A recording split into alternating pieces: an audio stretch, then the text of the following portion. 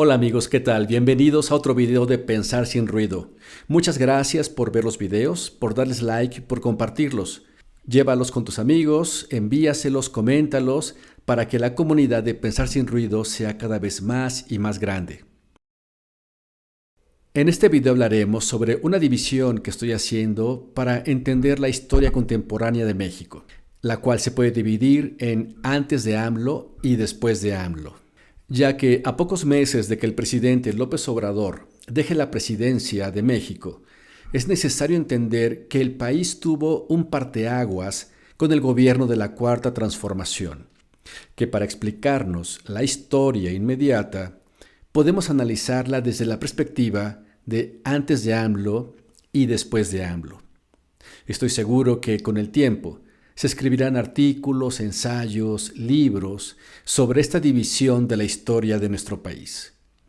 Para los jóvenes, es importante reforzar los datos históricos que nos permiten comparar los sexenios del PRIAN y la 4T, a lo que yo llamo, en el caso del PRIAN, la historia lineal del neoliberalismo, que significó el empobrecimiento de muchos y el enriquecimiento obsceno de unos cuantos. Pero a partir del 2018 se hace un parteaguas en nuestro país, ya que López Obrador asume la presidencia y todo se transforma. Iré comentando algunos tópicos que son los más importantes desde mi perspectiva, o como para hacer una primera entrega del antes de AMLO y después de AMLO. Pero antes de iniciar nuestro recuento, escuchemos al presidente en una mañanera que le da contexto a lo que vamos a mencionar en este video. Pero lo más importante ha sido ese cambio de mentalidad. ¿Por qué? Porque a partir de ese cambio de mentalidad se está propiciando una transformación. México estaba en decadencia, no era una crisis, era una decadencia, porque estaban afectadas todas las relaciones, no solo era lo económico que estaba mal lo político, lo social, la pérdida de valores culturales, morales, espirituales. Eso en su conjunto es una decadencia. Y esa decadencia solo se puede enfrentar con una transformación. Y para lograr una transformación se requiere de una voluntad colectiva dispuesta a cambiar esa realidad decadente de injusticias, de opresión, de privilegios. Esa realidad en donde imperaba la corrupción, el racismo, el clasismo. ¿Cómo se cambia? Pues con un cambio de mentalidad. Y eso es lo que ha venido sucediendo. Y eso, aunque está difícil asegurar de que algo es irreversible, pues es lo más cercano a lo irreversible. Entonces, antes de AMLO, los presidentes tenían una historia personal de corrupción y sus campañas a la presidencia fueron todas corruptas, con compra de votos y violando las leyes electorales con total impunidad. Durante sus gobiernos hubo represión, hubo robo institucionalizado, es decir, desde el gobierno mismo. Hubo corrupción en los contratos que el gobierno asignaba a sus cuates y venta de paraestatales a los amigos más cercanos, creando a nuevos millonarios en cada sexenio. Un dispendio frívolo para sus familias, las familias de los presidentes, que se comportaban como si fueran la realeza europea. Por supuesto, todo esto era pagado por los mexicanos. Después de AMLO, López Obrador llega a la presidencia como un hombre honesto. Llega a la presidencia sin deberle nada a nadie, a ningún grupo que lo haya apoyado, ni grupo empresarial, ni grupo político, ni grupo del crimen organizado. Nada, llega limpio a tomar la presidencia, con un estilo austero, ahorrando en el presupuesto en todos los órdenes posibles, sin otorgar contratos a ningún amigo, a ningún cuate. Eso se acabó. Siempre concentrado en el trabajo, separando a la familia de lo que correspondía a su función como presidente, trabajando incluso sábados y domingos. Y eso nunca se había visto antes de AMLO. El poder no lo mareó al presidente y el dinero no lo compró. En este apartado, AMLO es una singularidad digna de admirar y de imitar en el entorno político nacional y mundial. Si yo puedo hablar, como estoy hablando, es porque tengo autoridad moral. ¿Sí? Y si se tiene autoridad moral, se tiene autoridad política. Y ya no se puede gobernar un país tan excepcional como México, con un pueblo extraordinario, porque México es una potencia cultural en el mundo. No se puede gobernar sin tener integridad. Antes de AMLO, las grandes empresas nacionales y extranjeras se robaban el dinero de los impuestos en cantidades incalculables. Evadir impuestos era una práctica de prestigio y abundaban los despachos legales que ofrecían servicios especializados para evadir grandes cantidades de impuestos. Después de AMLO, las grandes empresas tuvieron que pagar sus impuestos, llegando a recuperar 2.2 billones en el año 2023, tan solo de impuestos. Ahora, las empresas, después de AMLO, están pagando lo que les corresponde.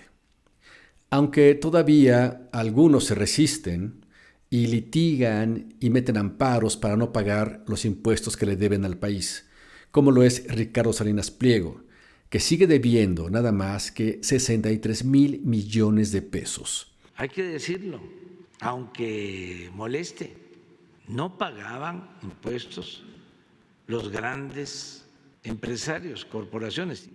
Todo esto ya no es legal. Ya se hicieron modificaciones constitucionales. Ya en el artículo 28 de la Constitución se establece que la condonación de impuestos está prohibida. Es como los monopolios, están prohibidos. Entonces, ahora están pagando impuestos y es un cambio de fondo. Los que no estaban acostumbrados a pagar impuestos.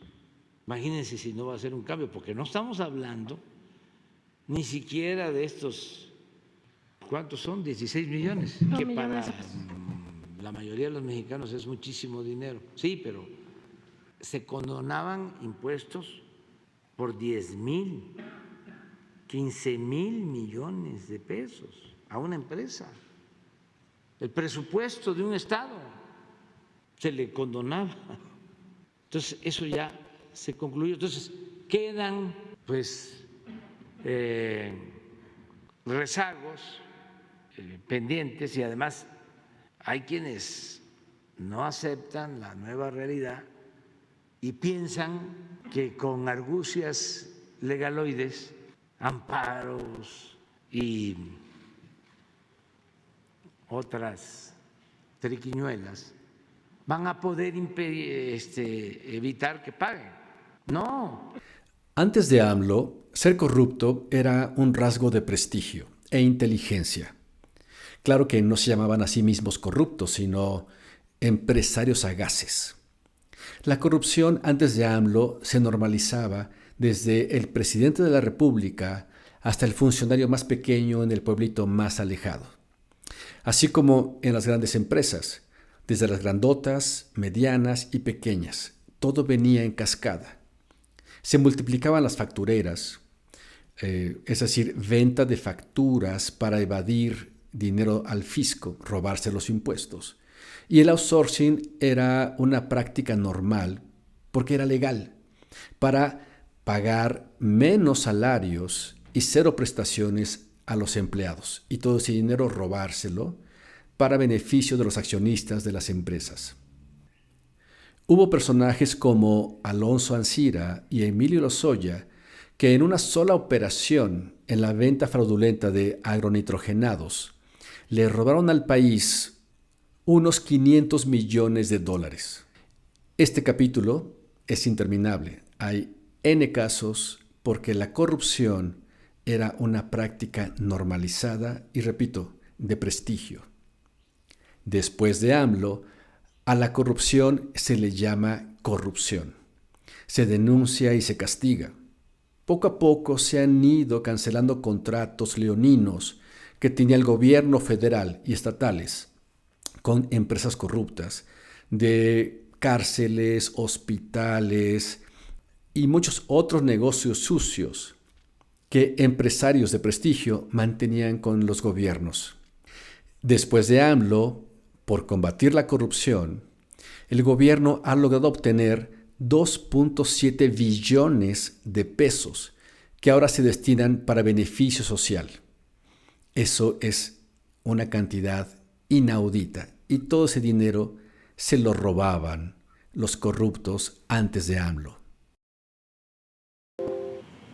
Entonces estamos limpiando de corrupción y hay mucha inconformidad, pero sí están molestos porque se dedicaban a robar.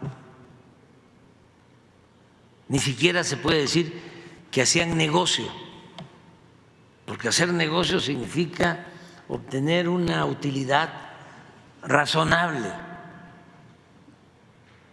Pero lo que ellos hacían era obtener contratos leoninos con utilidades de cientos, de miles de millones de pesos. Les voy a poner dos ejemplos. Hacemos ese hospital, 300 millones de pesos, 150 camas, y como a los 2 años hacen un hospital de 125 camas en Zumpango. Se lo dan a una empresa que era favorita en ese entonces. ¿Saben cuánto ha costado ese hospital hasta ahora? 3,000 millones. ¿Pero cuánto va a costar? 10,000 millones. O sea, de 300 a 10,000 millones en el Estado de México. Pero otro en el Estado de México, Iztapaluca, otro hospital. ¿Quién hizo ese hospital? El cuñado de Carlos Salinas de Gortari, Hipólito Gerard. Se dedicaban a saquear, a robar. Yo no sé cómo todavía hay gente que quiere que esto regrese. Yo también quiero que regresen lo que se robaron. Antes de AMLO y conectado con el punto anterior, la pobreza y la pobreza extrema en México eran crecientes. Incluso para la clase media se creó un nuevo término, se le llamó clase media empobrecida, para no decirle pobre, porque durante los años 80 y 90 perdieron el 80% de su poder adquisitivo. Toda la población en general fue empobrecida por los gobiernos neoliberales. Después de AMLO, salieron 9 millones de personas de la pobreza, resultado de una economía fortalecida, resultado de los programas sociales como las pensiones para adultos mayores y las becas a estudiantes, el aumento al salario mínimo y, algo muy importante, a la honestidad en la gestión y dispersión de los recursos. Porque, conectado con el punto anterior, recursos, dinero siempre ha habido. La diferencia después de AMLO es la honestidad de la gestión de estos dineros que le llegan a las personas con más necesidades. Y lo segundo, que me siento muy orgulloso, es que a pesar de la pandemia, de la guerra de Ucrania, a pesar de los pesares, logramos reducir la pobreza y la desigualdad. Entonces me voy muy contento. Antes de AMLO, los gobiernos prianistas crearon la mentira, la ficción de que el país nunca iba a cambiar, de que la pobreza era algo natural y que los ricos eran ricos porque se lo merecían, porque eran más inteligentes, y los pobres eran pobres porque no le echaban ganas. Es la mentira del neoliberalismo. Después de AMLO, esta mentira se cayó. Por supuesto que al ajustar las políticas sociales y enfocar el presupuesto a los que menos tienen, todos podemos empezar a crecer, a mejorar la situación económica, social, de seguridad, de salud y de educación. AMLO vino a modificar el sistema y está en nosotros, en los ciudadanos, el darle la posibilidad de continuidad a la cuarta transformación en las votaciones de este año. Está en nosotros en que este cambio de sistema que trajo AMLO siga viviendo y se fortalezca. Muchas gracias por ver el video. Por favor, dale like, por favor, compártelo, coméntalo y si quieres agregar algunos elementos aquí escribiendo en el antes de AMLO y después de AMLO. Nos va a ayudar muchísimo para conocer lo que piensas y compartirlo en otros videos. Gracias y nos vemos hasta el siguiente.